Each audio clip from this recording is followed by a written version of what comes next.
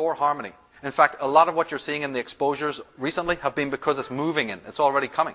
Its orbit is 250 years, so about 3-4 years ago, already what you might even say the turn of the millennium, let's say, already the effects of Pluto have been felt. But it's going to get stronger and stronger and stronger, like a dimmer turning up.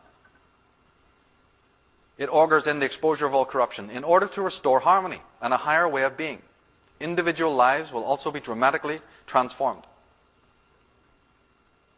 Pluto comes to check psychic immunity. We all know about physical immunity. If you don't have it, you get a disease, right? Pluto is the surgeon coming in to say, roll up the sleeve, say ah. It's going to check the psychic immunity. And it brings with it a deep cleansing cycle. One can think of it as nature's psychic surgeon. It's interesting too because it is connected. Pluto is connected to psychology. Pluto was discovered in 1930, but it had been searched for at about 1900, exactly the time that Sigmund Freud started writing and releasing and publishing his works. Pluto, I believe, is the planetary ruler of Germany, but it is very much the ruler of psychology. And I've always thought it's interesting that the word sanity comes from the same word roots as sanitize, meaning that if you're not sanitized, you're not sane. What do I mean by that? We clean everything in our world. We wouldn't dream of eating off the same dirty plates twice. We make our beds, we take showers, we clean the driveway, right? In Ireland, they're out there polishing their cars on Sunday morning, groom the dog. Everything in our life is clean. How come not our emotions? How come they're as toxic as hell and we're walking around loose in the world thinking, we got problems, let me fix it? Ever try cleaning a nice clean window with an oily rag and then saying you can't see the garden? Well, the oily rag in your hand is the one messing up the window. So if we're finding disorder and chaos in the world, could it be our smudge, our forensic mess that we're leaving behind? Could be in the eye of the beholder, as they say. Now, Robert Hand, the astrologer, says that the nature of Pluto is similar to that of the Hindu god Shiva. It's an interesting statement. Pluto usually begins by breaking down a structure, then creates a new one in its place. The entire cycle of death, destruction, and renovation is accompanied by tremendous powers. For Pluto is not a mild or even very subtle planetary influence. It brings decay at one level or another. Pluto also rules death and regeneration of the self. As old aspects of your life pass away, Pluto does not represent death in the literal sense. Instead, it refers to a metaphorical death, something that ceases to be. And those who know about this stuff know that when you're feeling the effects of Pluto, it's going to be in your relationships that you're going to feel it first. Forget about Capitol Hill and White House and all of that. You're going to feel it much closer to home. But he mentioned Shiva the destroyer, the third god of the Hindu Trinity.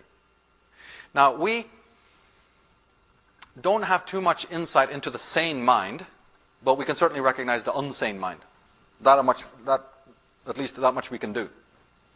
But in short, the schizophrenic mind creates a schizogenic society. You don't need to be Freud to know that.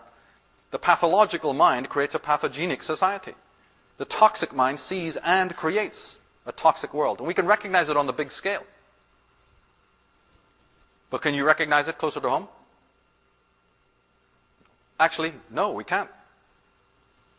Barbara Hahn-Clow in her Palladian Agenda says, you all have miasmas in your bodies that you must release.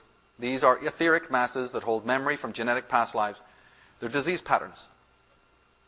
And we feel uncomfortable with them. It's time to get rid of them. But we really don't want to do that. We escape from it.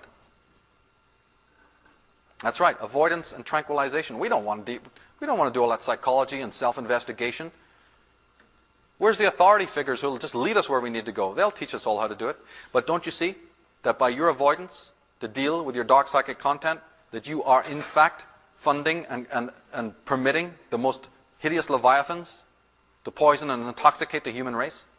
Because they will step on to the white square of the chessboard if you don't occupy it. Then don't blame them for their existence if you have allowed them to rise. Now Pluto is, of course, anyone here Scorpio?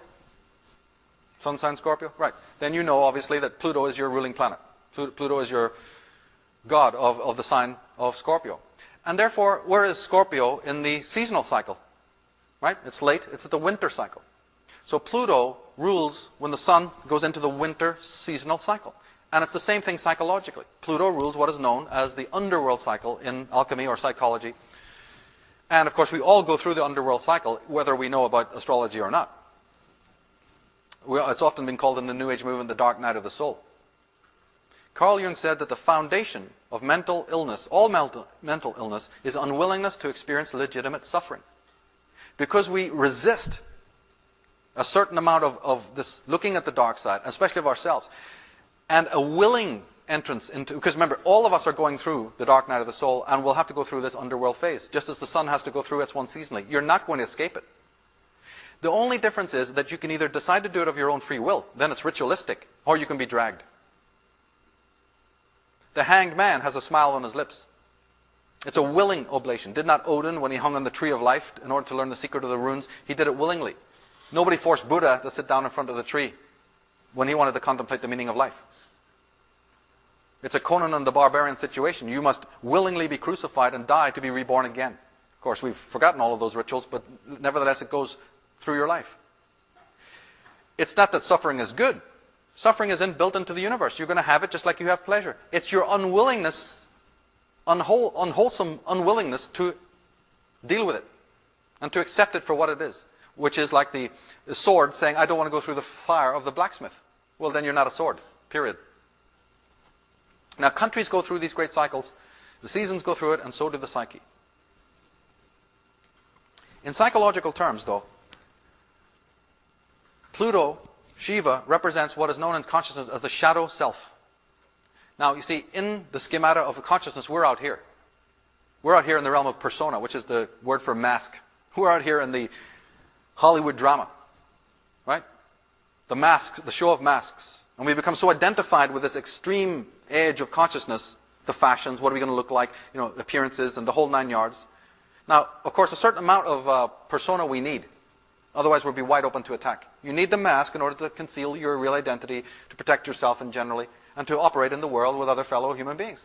But we have way overcompensated for it. We've put all our psychic energy into the mask. And you only have to look at the cosmetic commercials to know that it's obsessive right now. Behind that is the ego, the waking consciousness. And this little battery runs down every 12 hours or so you need to sleep. That's because it's finite and it's energy, and you need to sleep to restore its energy. When we wake up in the morning, we have a thing called ego consciousness, ego waking consciousness. But the ego is a strange kind of thing. As I said, it's kind of young and reckless and wild, as well as very domineering. And anything that your ego or you do not like about yourself, you repress. And the repressions of all the stuff that you despise about yourselves becomes what's known as the shadow personality. And it's kind of in the unconscious realm. It's not even in the conscious realm because you're not aware of it. It's like the director's cut of your life. See, when you're living your life and experiencing all sorts of things, you want to have the nice clips that you cut out and put them on the coffee table, the family album. But what about the backstory that's really been filmed, that footage that you hide away, that one day when you leave this planet is going to be played for you in the dark room? They're going to say, come this way. We've got something to show you. Remember all that film you stored away in the attic, meaning your unconscious mind? We're going to run you an amazing film here. This is a real slasher horror one. This is Stephen King and more. You want to see the John Carpenter, Friday the 13th, part 14? Here it is. The shadow is the repressed stuff that we don't show to the world, and we even forget. Now, for those who find it hard to understand what repression is, it's forgetting something and then forgetting that you forgot about it. It's the skeletons in the closet. And again, it's a very necessary part of the human mind. We need it to survive. It's like the dumpster. You need to throw the trash out. But we've, again, overcompensated. We're doing it too much. And it causes enormous psychic problems. Carl Jung said that the shadow is a moral problem that challenges the whole ego personality. For no one can become conscious of the shadow without considerable moral effort. He's talking spiritually there. He's saying that for you to be integrated, you're going to need to integrate with your shadow, because those are aspects of yourself that you've thrown away. And you're not getting to the light. See, the self, the true person, is way back here.